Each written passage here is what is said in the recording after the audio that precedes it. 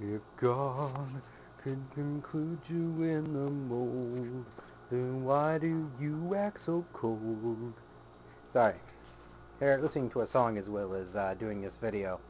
Well, I was asked by Scotty1992 to do a video showing off between the Sega Genesis, the Super Nintendo, and the NES some RPGs that you can pick up for a very reasonable price.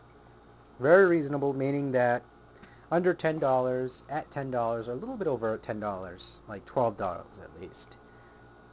Now, my collection I got through various lots. I got individually and, through playing it, through experience. First game I'm going to show you is Shining in the Darkness. Really great nostalgic game. I got this for $2, but it probably goes for $8, I believe, on eBay. So, if anyone wants to do a background check for that, see how much it's worth, give it a shot. You can go on half.com or go on amazon.com for most of these games. So, next one is something I would recommend for the Sega Genesis versus this one, and it's Wise 3. You can get this one for a very cheap price. It's a good game, but Super Nintendo version is shit. I don't really like it that much. I'd really highly recommend the Sega Genesis version because I consider it the best version versus the TurboGrafx CD and the Super Nintendo copy. That's saying a lot for a TurboGrafx 16 game CD port. Next one's Lagoon. It's a pretty great over-the-head type of game. Graphics are kind of weird, but once you get into it, it's quite an enjoyable little game.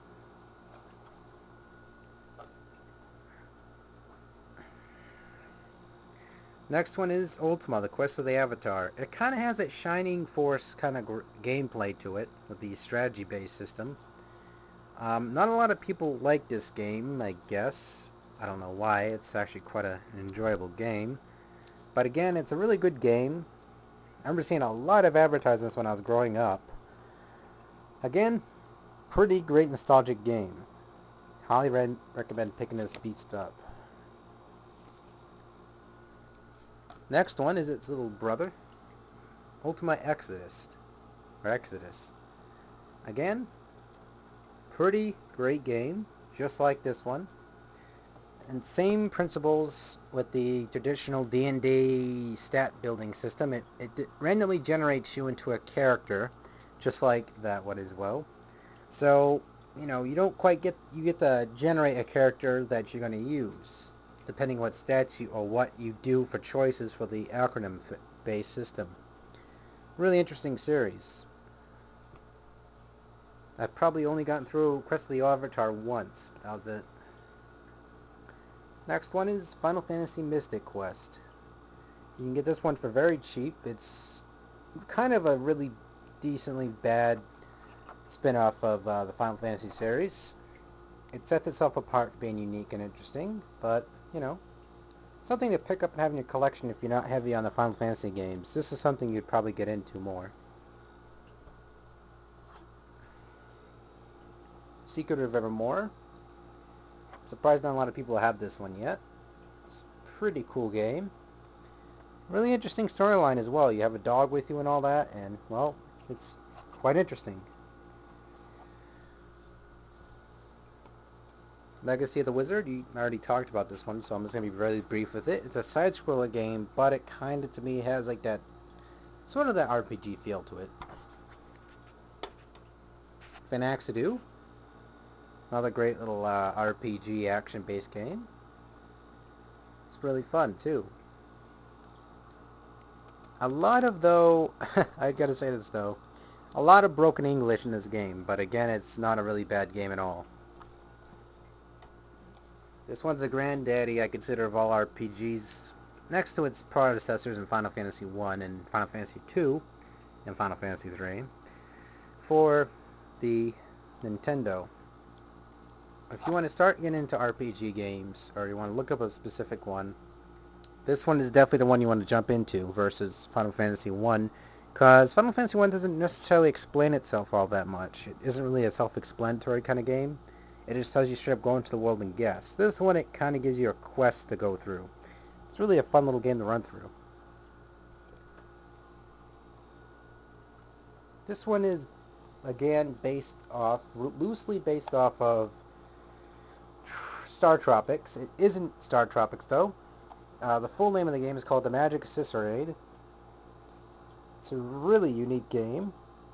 It's something you would definitely get into if you're into these type of games. Made by Culture Brain, who along with Nintendo, made the Pokemon games. But it has the same gameplay element as Star Tropics. There we go. So, recommend picking up this one. Getting some of the Sega Genesis games here. It's like not really a lot of them. Beyond Oasis is very strong graphics like Zelda.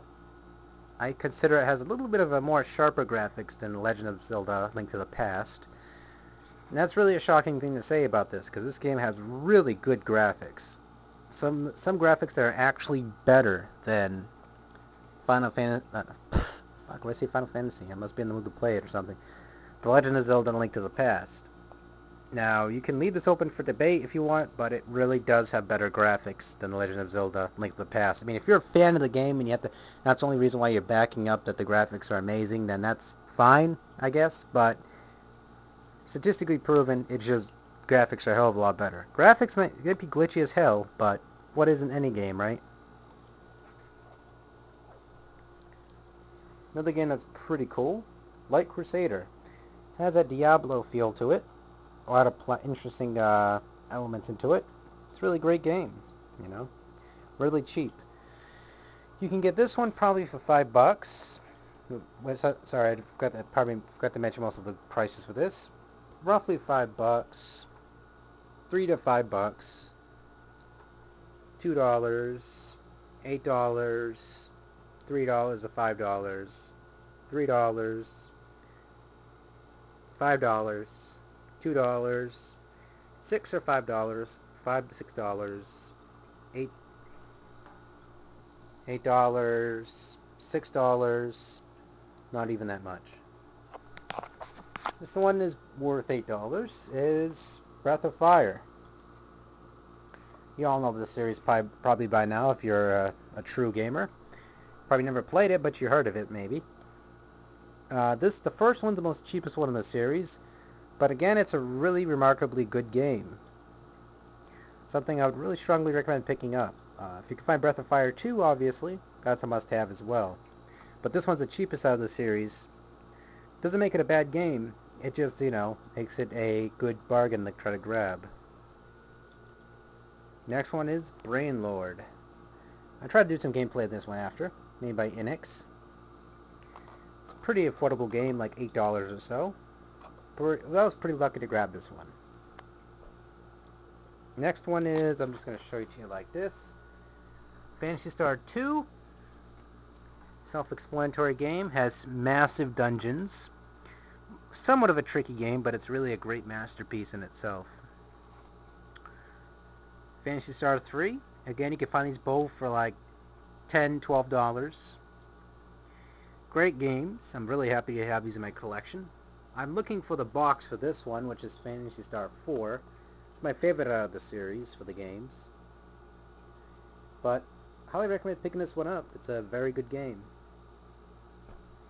So, there you have it, guys. That's the 18 or so games I can recommend to you for any of the consoles: Nintendo, Genesis, and Super Nintendo.